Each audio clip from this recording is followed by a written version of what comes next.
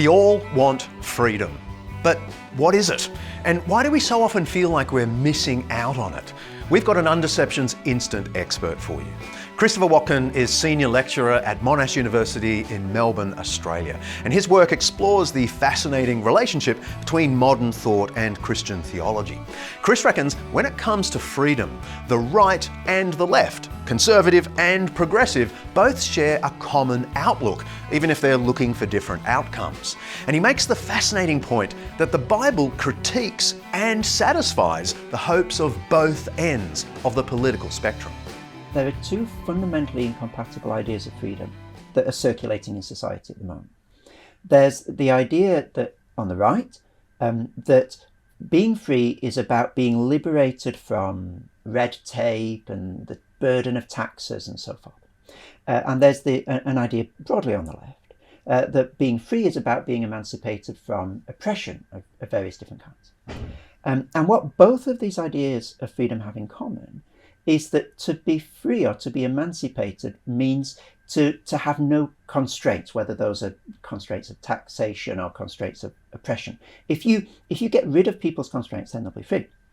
And I think that the Bible cuts across both of those, and you can see it really clearly in the Exodus narrative. So if you think about that iconic phrase, that's been on the lips of social reformers for centuries, "Let my people go," Martin Luther King Jr. and so forth. It's a rallying cry for get rid of these constraints that are hampering us.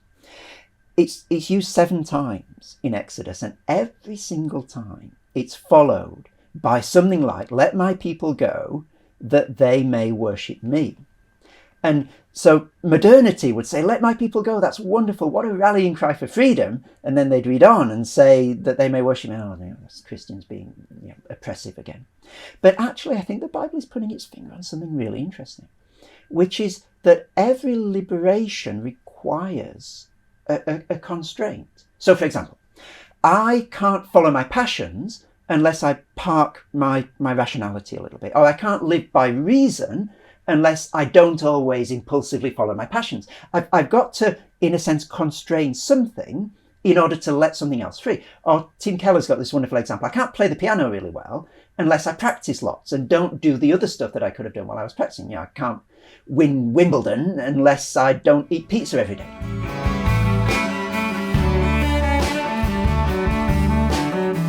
I think that the Bible is putting its finger on something fundamental about freedom, that there's always a concomitant constraint.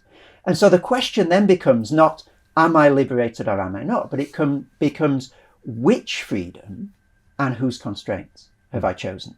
It's not just about what constraints are you getting rid of. It's about what are people worshipping, what are people serving with that lack of constraint that's been won for them. And there's always a new constraint that comes with that worship. I can serve any number of things in my life, but they each come at a cost.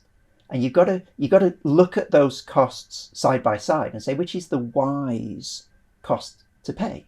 And I think that's where the Bible comes in and says, well, if you follow, a God who loves you, you follow his law, that's likely to turn out much better for you than if you follow a market who doesn't love you and really doesn't care about you, or if you follow a sense of, sort of impulse that's going to blow you one way or another.